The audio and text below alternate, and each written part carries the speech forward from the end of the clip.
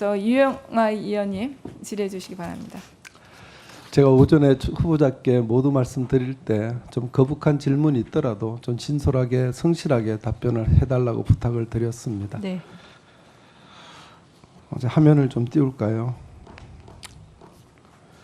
저 종로구 영건동 269, 268 저 두 개 건물 저 후보자 소유 건물인 거 알고 계시죠? 그죠? 네, 지금 맞습니다. 현재 저 건물에 여동생과 남동생이 카페를 하고 있지 않습니까? 지금 현재는 남동생만 남동생이 하고 있습니다. 네. 자, 근데 지난번 이제 장관 청문회 때 저 두 건물에 이어진 연결 통로가 불법적으로 정축됐다 이런 게 문제가 제기된 거 알고 네, 계시죠? 그렇습니다. 그래서 빠른 시일 내에 이제 시정하시겠다 이렇게 말씀을 하셨잖아요. 네. 근데 제가 확인해 보니까 아마 그저께 23일부터 공사를 시작해서 아까 오전 발언하실 때 철거됐다 이렇게 네. 말씀을 하셨어요. 네, 네. 자, 뭐 이미 철거됐기 때문에 그 과정에 대해서는 더 이상 짚지 않겠습니다. 근데 지난번 청문회 때 답변을 하신 걸 제가 보고 조금 사실과 다르지 않냐 이래서 의구심에서 말씀을 좀 드리겠습니다. 당시에 서면 답변에서 이렇게 말씀을 하셨습니다. 임차인이 상가 이용객의 편의를 위해 연결 통로를 설치했다. 이렇게 서면으로 답변을 주셨고, 그다음 여기 계시는 존경하는 우리 저 김한교 의원님께서 질문을 하셨을 때 두 건물을 연결해야 된다는 부분 때문에 그렇게 진행된 것 같다 이렇게 말씀하셨어.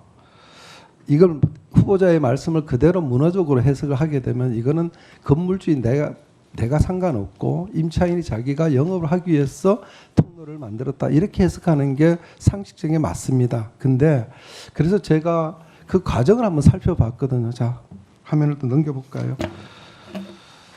이제 후보자께서 동생하고 임대차 계약을 맺으셨던 거는 2020년 11월 13일입니다. 근데 그 전부터 이 건물에 대해서 이미 전면 보수 공사, 인테리어 공사가 진행된 거 아니겠습니까? 그죠? 네. 4월 달부터 이미 업체, 시공업체, 인테리어 업체, 디자인 설계 업체들이 모여서 조감도 다 만들었어요. 저 화면에 보시면은 저게 조감도입니다. 그 전에 화면 좀 보실까요? 그 전에 화면 보면 2020년 10월 19일 날 이게 임차 계약을 하기 전에 이미 연결 통로가 돼 있어요. 그래서 가영을 했던 겁니다. 그러면은 정확하게 용어를 따지면 아직 동생분은 임차인이 안 된 겁니다. 그죠? 임차 예정인이든지 임차 후보자든지 임차인이 아닌 겁니다. 근데 후보자께서는 당시에 답변에 임차인이 이렇게 했다 이렇게 말씀하셨어요. 저는 그 답변이 지극히 적절하지 않다고 봅니다. 지금 당시의 후보자의 답변이 거짓이라고 제가 그렇게 평가를 하지 않겠습니다만은 이 방송을 보는 국민들이 평가를 하실 겁니다. 자, 그리고 조감도를 한번 보시면 이게 4월 달에 조감도입니다. 이미 그 조감도가 지금 현재 건물과 똑같이 연결 통로가 되어 있습니다. 그러면 이게 뭐냐면은 공사가 예를 들어 카페 임차인이 카페 영업을 하기 위해서 필요해서 저 연결 통로를 한 게 아니라 처음부터 이렇게 연결 통로를 해서 두 가지 건물을 크게 쓰기 위해서 만들었다 이렇게 봅니다. 제가 나중에 조금 다음에 동생분이 인터뷰를 한 게 있습니다. 인터뷰 기사에 저걸 뒷받침하는 기사가 나오고 있습니다.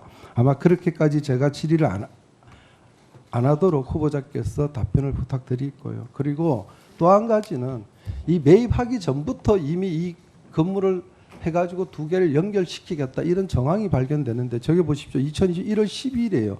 저 빨간 2층 건물을 매입하신 게 2020년 1월 21일입니다. 이 조감도를 만드는 업체가 이 업체랑 그때 미팅이 있었어요.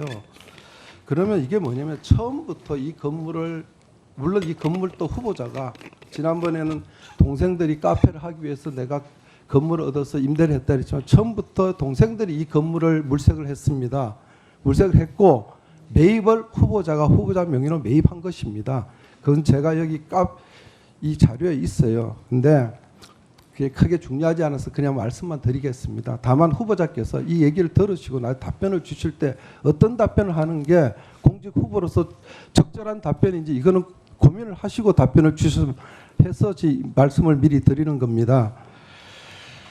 근데 이 불법 정축에 그래서 지난번 답변이 좀 잘못됐냐 이렇게 제가 서면으로 질의했더니 이렇게 답변했어요. 동생을 위해서 카페 건물을 매입했고 동생이 공사를 주도했다. 이렇게 답변 전혀 동문서답이 제가 물어본 거는 공사 주도를 누가 했냐를 물어본 게 아니고 지난번에 이미 후보자 명의로 건물을 매입해서 공사 계약서도 후보자 명의로 해서 연결 통화 다 됐는데도 불구하고 왜 임차인이 했다고 그렇게 대답을 하셨냐? 그 대답이 잘못된 게 아니냐? 이렇게 여쭤본 겁니다. 그러면 그때는 지난번 대답에 제가 적절치 못했고 지금 보니까 이렇게 했으니까 이건 제가 한 게 맞습니다. 이렇게 답변하시는 게 저는 올바른 태도라고 봅니다.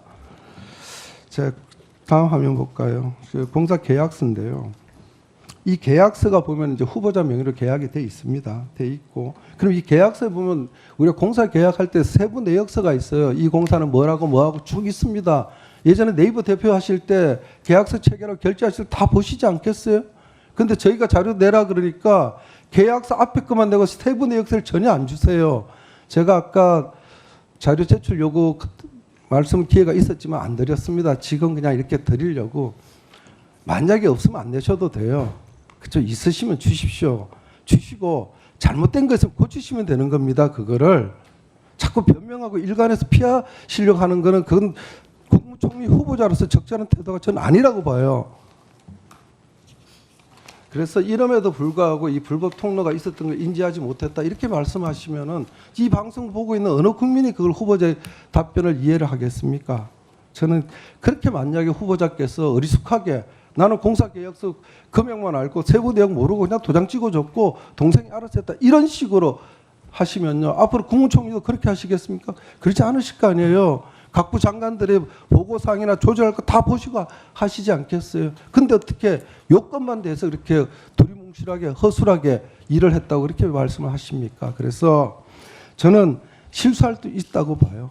그리고 제가 제일 안타까웠던 게 이 청문회를 준비하시면서 충분히 후보자 재력으로 이런 문제가 안 생기게 당당하게 정리해서 내시고 하셔도 되는데 왜 그랬을까? 굉장히 아쉽습니다. 제 질문 여기서 마치고요. 답변은 나중에 오후에 추가 때 네, 같이 주십시오. 알겠습니다. 네, 수고하셨습니다. 다음은 백승화 의원님 질의해 주시기 바랍니다.